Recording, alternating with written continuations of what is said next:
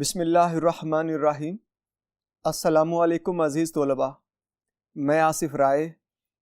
عزیز طلباء، آج ہمارے پاس جماعت ہشتم کا لیکچر نمبر 5 ہے۔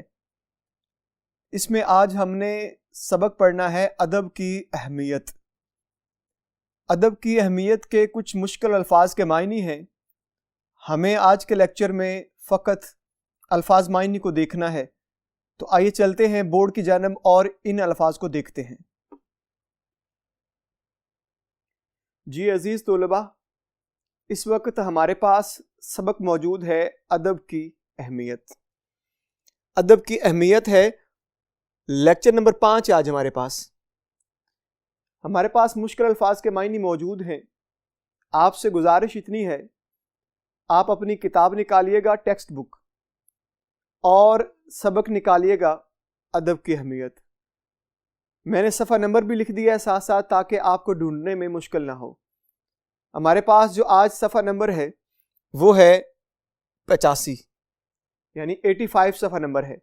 آپ اپنی کتاب کا صفحہ نمبر 85 نکالیے گا، اور میں پہلا لفظ دیکھوں گا، اس کا معنی بتاؤں گا، آپ اپنی کتاب پہ اس کو تحریر کرتے جائیے۔ دو ہی طریقے ہیں، یا تو اپنی کتاب کے اوپر ہی کسی پین سے یا لیڈ پینسل سے اس کے اوپر تحریر کرتے جائیں، یا اپنے پاس علیحدہ سے رجسٹر رکھیے، اس رجسٹر کے اوپر جو ہے یہ الفاظ کے معنی تحریر کرتے جائیے۔ تو آئیے چلتے ہیں پہلے لفظ کے معنی کی طرف۔ پہلا لفظ ہے ہمارے پاس حیرت انگیز، معنی ہوگا حیران کن۔ ایسا کام جو آپ کو حیرانی میں ڈال دے، حیران کن، اسے کہتے ہیں حیرت انگیز۔ دوسرا لفظ ہمارے پاس طرز عمل، عمل کرنے کا طریقہ۔ اچھا، یہ جو لفظ طرز ہے نا، اس کا مطلب ہوتا ہے انداز، طریقہ، ڈھنگ، یعنی عمل کا طریقہ، عمل کرنے کا طریقہ، یا اس کا یوں بھی معنی ہو سکتا ہے زندگی گزارنے کا انداز۔ ایسے بھی ممکن ہے، آپ اس کا معنی یوں بھی لکھ سکتے ہیں۔ اس کے بعد معیار، پیمانہ، ناپ۔ کسی بھی چیز کا معیار دیکھنا ہو تو آپ کیا کرتے ہیں؟ ایک پیمانہ یعنی سکیل، اس سے دیکھتے ہیں، پیمائش کرتے ہیں، تو اسے کہتے ہیں ناپ تول، کسی چیز کو ماپنا۔ داد، قابل عزت، آفریں۔ قدیم، پرانا۔ مترادف، ہم معنی، ایک دوسرے کے پیچھے آنا، یعنی مترادف کا مطلب ہے ایک دوسرے کے پیچھے پیچھے چلنا یا ہم معنی ہونا۔ جی، اس کے بعد ہمارے پاس لفظ آ جاتا ہے موروثی۔ موروثی کا مطلب ہے باپ دادا کا، یعنی کہ موروثی وہ چیز، وہ عمل جو آپ کے باپ دادا سے چلتا ہوا آپ کے ساتھ آ رہا ہو، آپ اسی کو ہی اپنا رہے ہو بار بار، جو آپ کے والدین نے کیا تھا، اسے موروثی کہتے ہیں، جو آپ کو وراثت میں ملا ہوا ہو۔ پھر ہے دستور۔ دستور کا مطلب ہے طریقہ، آئین، انداز۔ اس کے بعد آباء و اجداد، والدین۔ آباء و اجداد کہتے ہیں والدین، یعنی کہ والدین صرف وہ نہیں جو آپ کے والد اور آپ کی والدہ ہیں، ان کے بھی والد والدہ، پھر ان کے، اس طرح سے جو آپ کا سلسلہ نسب چلتا آ رہا ہے، اسے آپ کیا کہیں گے؟ آباء و اجداد۔ جی، اس کے بعد ہے قابل تقلید، پیروی کے قابل۔ یہ جو تقلید ہے نا، تقلید کا مطلب ہوتا ہے پیروی کرنا، مراد نقش قدم پر چلنا، اسے تقلید کہتے ہیں۔ تو قابل مراد پیروی کے قابل ہونا، کسی چیز کے پیچھے پیچھے چلنے کے قابل ہو جانا۔ جی، اس کے بعد ہے توازن، ہمواری، استواری۔ یعنی استوار یعنی برابری، اسے ہمواری بھی کہتے ہیں، یعنی کہ ہموار ہو جانا، برابر ہو جانا۔ حسن ترتیب، خوشنما دکھنا، یعنی حسن کہتے ہیں خوبصورتی کو، ترتیب کسی بھی چیز کا جب آپ حسن دیکھنا چاہتے ہیں تو عزیز طلباء آپ اس کی کیا کرتے ہیں، آپ اس کی کانٹ چھانٹ کر کے اس کو اس کی جگہ پہ رکھتے ہیں۔ جب آپ ہر چیز کو اس کی جگہ پہ ترتیب دے کے رکھتے ہیں تو اس چیز کا حسن بڑھ جاتا ہے۔ تو یہاں پہ بھی حسن ترتیب کی بات کر رہا ہے، تو یعنی مطلب کیا ہوگا، خوشنما دکھنا، خوبصورت دکھنا۔ جی عزیز طلباء، کچھ اور الفاظ معنی موجود ہیں جو کہ اگلے بورڈ پر ہیں، آئیے چلتے ہیں اگلے بورڈ پر۔ جی اس وقت ہمارے پاس دوسرا بورڈ ہے اور اس کا پہلا لفظ دیکھتے ہیں، شائستگی، درستی، تمیز، اخلاق، یعنی کہ 3 معنی یہاں پہ اس کے موجود ہیں۔ اس کے بعد خوش خلقی، اچھی خصلت، اچھی خوبی، اچھی خصلت، اچھی عادت۔ اس کے بعد صفات، صفت کی جمع مراد خوبی۔ عکاسی، تصویر کشی، عکس بندی، تصویر کشی۔ اب لفظ عکاسی ہے، عکاسی سے مراد ہے کسی چیز کی ہو بہو تصویر کھینچ لینا۔ جو آپ کی آنکھوں نے دیکھا، آپ نے کیا کیا، آپ نے پورے ماحول کی پوری تصویر کھینچ لی اور آپ کے ذہن میں بیٹھ گئی، آپ نے عکاسی کی ہے۔ اب اگر آپ سے پوچھا جائے گا نا کہ آپ فلاں منظر کی عکاسی کیجئے، تو کیونکہ آپ نے سارا کچھ دیکھا ہوا تھا، اب آپ کیا کریں گے، اس کی ایک ایک چیز جو ہے وہ میرے سامنے بیان کر دیں گے، عکاسی کر دیں گے۔ تو پوری تصویر کھینچ کے سامنے رکھنا عکاسی کرنا ہے۔ جی اس کے بعد ہے رائج، جاری کرنا، رواج پانا۔ تہذیب، رہنے سہنے کے انداز۔ تہذیب جو وقت کے ساتھ ساتھ معاشرے میں بدلتی رہے اور ایک نیا زاویہ نظر دیتی رہے، یہ تہذیب ہے آپ کے پاس۔ جی عزیز طلباء آگے بڑھتے ہیں۔ درج بالا، اوپر دیے گئے۔ درج کہتے ہیں ویسے تحریر کرنا، دینا۔ بالا کہتے ہیں اوپر، یعنی کہ اوپر دیے گئے۔ برتا، استعمال میں لانا۔ برتا سے برتاؤ ہے نا کہ اس نے فلاں چیز کو اچھی طرح سے برتا ہے، یعنی اچھی طرح سے استعمال کیا ہے۔ جی عزیز طلباء آپ جلدی سے صفحہ نمبر 86 پہ آ جائیے گا۔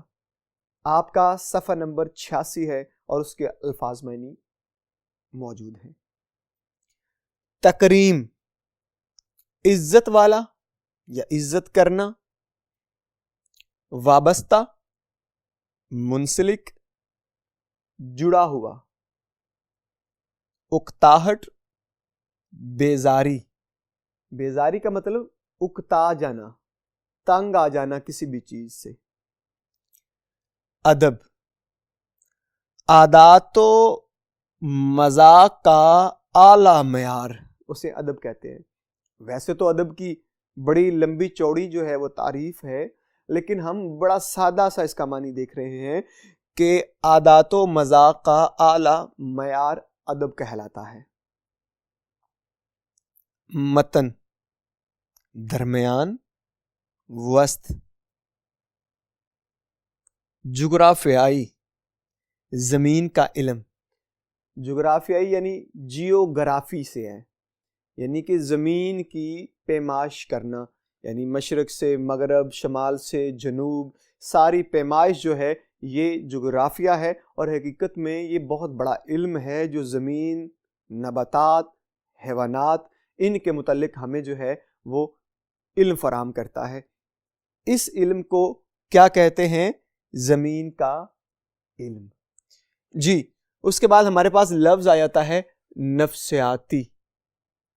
ذہنی، حقائق، حق کی جمع مراد سچائی، حامل اٹھانا، بارکش، نثر بکھری چیز۔ آپ کو پتہ ہے عزیز طلباء نثر میں وہ کون کون سی چیزیں ہیں جو ہم پڑھتے ہوتے ہیں؟ افسانہ، ڈرامہ، مکالمہ، ناول، یہ چاروں چیزیں کیا ہیں؟ یہ حصہ نثر ہیں، یعنی کہ بکھری ہوئی بہت طویل بہت زیادہ بڑی شکل میں کتاب کی شکل میں موجود ہوں تو انہیں کیا کہتے ہیں؟ اسے نثر کہتے ہیں۔ اس کے بعد شاعری، سخن گوئی، شعر کہنا، یعنی سخن گوئی ہی کا مطلب ہے شعر کہنا، اور یہ دونوں مطلب ہیں شاعری کے۔ ضمنی، ذیلی، نظم، پرونا، انتظام کرنا، یعنی کہ نظم کے اگر لغوی معنی دیکھتے ہیں تو کیونکہ عربی زبان کا یہ لفظ ہے جس کے معنی ہے پرونا، ترتیب دینا، منظم کرنا، یعنی کسی بھی بڑی بات کو جب آپ اشعار میں بیان کر دیتے ہوتے ہیں تو حقیقت میں آپ نظم ہی کر رہے ہوتے ہیں۔ پھر ہے غزل، نغمہ محبت، عورتوں سے باتیں کرنا، یعنی اگر آپ سادہ سا معنی اس کا دیکھتے ہیں غزل کا تو وہ یہ ہے کہ عورتوں کی باتیں کرنا یا عورتوں سے باتیں کرنا، اور غزل نکلا ہے غزال سے، اور غزال کہتے ہیں ہرن کو۔ اس کے بعد لفظ ہے مرثیہ، اظہار غم، یعنی کہ کسی شخص کے غم کو، خاص طور پہ یہ جو مرثیہ ہے یہ کسی بھی مرا ہوا شخص جو دنیا سے کوچ کر گیا ہے اس کی تعریف میں لکھا جاتا ہے۔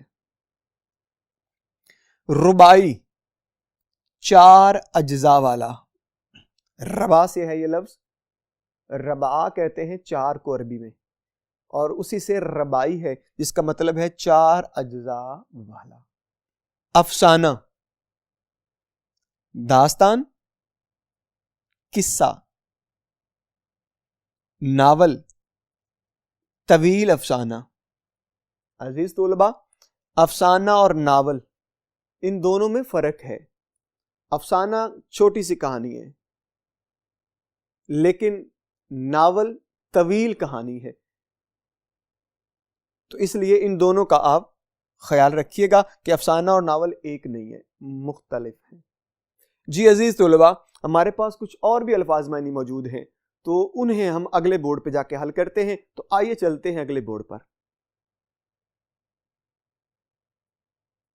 جی ہمارے پاس اس بورڈ پر جو پہلا لفظ ہے وہ ہے ڈرامہ،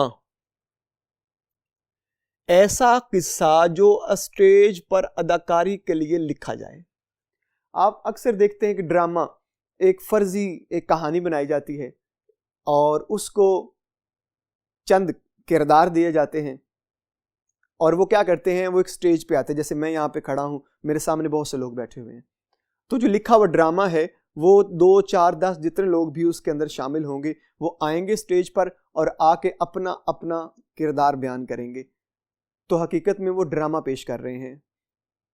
جی اس کے بعد آپ بیتی، خود نوشت،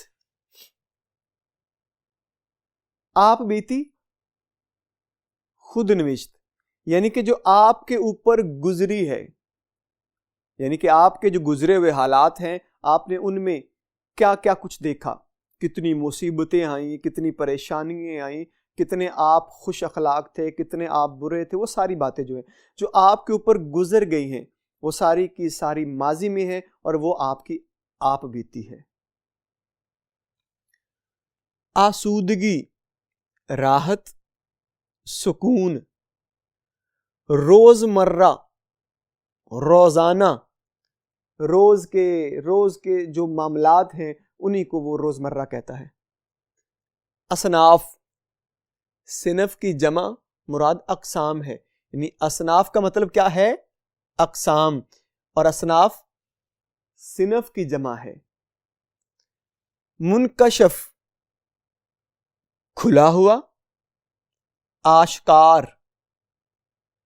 آگاہ جانکاری، آگاہی آگاہ یہ ایک ہی لفظ ہے، مراد ہے جانکاری، کسی چیز کے متعلق جاننا۔ بد برا، اقدار قدر کی جمع۔ اب اقدار ہیں کیا کیا یہ میں زبانی بتاتا ہوں آپ کو بچوں۔ جو اقدار ہیں وہ ہمارے معاشرے کو یا کسی بھی معاشرے کو زندہ رکھتی ہیں۔ اب وہ کون کون سی ہیں؟ جیسے کہ مساوات ہے، برابری ہے، بھائی چارہ ہے، ملن نساری ہے، اس کے بعد تہذیب کے آداب ہیں۔ یہ ساری چیزیں جو ہیں یہ حقیقت میں اقدار ہیں جو کسی بھی معاشرے کو زندہ رکھنے میں اہم کردار ادا کیا کرتی ہیں۔ راہ نمائی، راستہ دکھانا۔ لفظ راہ مراد ہے راستہ، نمائی مطلب ہے دکھانا، یعنی کہ رستے کی پہچان کروانا ہی راہ نمائی ہے۔ عزیز طلباء جلدی سے آ جائیے صفحہ نمبر 87 پر، 87 صفحہ نمبر پہ آ جائیے گا۔ اس کے الفاظ معنی جو میں پڑھنے لگا ہوں آپ تحریر کرتے جائیے۔ ایجادات، ایجاد کی جمع۔ دریافتیں، دریافت کی جمع۔ گامزن، چلنا۔ وسائل، وسیلہ کی جمع۔ جی اس کے بعد ہمارے پاس لفظ ہے مہیا کرنا، دستیاب کرنا۔ دائرہ کار، قیام کرنے کی جگہ۔ آشنا، واقف کار۔ افادیت، فائدہ۔ تھکے ماندے، تھکان، تھکن، یعنی کہ تھکے ماندے۔ ویسے لفظ تھکا اس کا مطلب بھی تھکا ہوا ہے، ماندے اس کا مطلب بھی تھکاوٹ ہے، تو اب جب دونوں کو ملا کے پڑھیں گے تو اس کا مطلب یہ ہوگا تھکے ہوئے۔ فرحت، سکون، راحت۔ شادمانی، خوشی۔ امور زندگی، زندگی کے کام۔ امور، لفظ جو امور ہے یہ امر کی جمع ہے۔ امر کہتے ہیں فعل کو، کام کو، کوئی بھی کام ہے وہ امر ہے۔ زندگی یعنی کہ زندگی کا کام۔ یہاں پہ کیونکہ امور زندگی لکھا ہوا ہے تو اس کا مطلب یہ ہوگا زندگی کے کام۔ اگر خالی امر ہو تو پھر ایک کام ہے، امور ہے تو پھر زیادہ کام ہے۔ پاسداری، طرفداری۔ ضمانت، ذمہ داری۔ اہل، قابل، لائق۔ احساس مروت، انسانیت کا احساس۔ ضامن، ذمہ دار۔ کفیل، روگردانی، انکار۔ دشواری یا دشوار، مشکل۔ دشوار کا مطلب مشکل۔ جی عزیز طلباء یہ تو تھے ہمارے پاس سبق ادب کی اہمیت کے مشکل الفاظ کے معنی، جو کہ پوری کتاب کے اس سبق سے لیے گئے ہیں، جو کہ پورے سبق کے اندر سے لیے گئے ہیں۔ اس میں کوئی ایسا لفظ نہیں ہوگا آپ کی کتاب میں جو آپ کو پڑھنے میں دشواری محسوس ہوگی اور آپ کو نہیں آئے گا۔ ایک ایک لفظ چن کر اس کے الفاظ میں آپ تک پہنچا دیے گئے ہیں۔ تو انشاءاللہ اگلے لیکچر میں ہم اس سبق کا خلاصہ دیکھیں گے اور اس کے اہم نکات دیکھیں گے، اور پھر اس کے بعد ایک لیکچر ہوگا جو کہ اس کی مشق پر مشتمل ہوگا۔ تو انشاءاللہ اگلے لیکچر میں پھر ملاقات ہوگی، تب تک کے لیے مجھے اجازت دیجیے۔ اللہ حافظ۔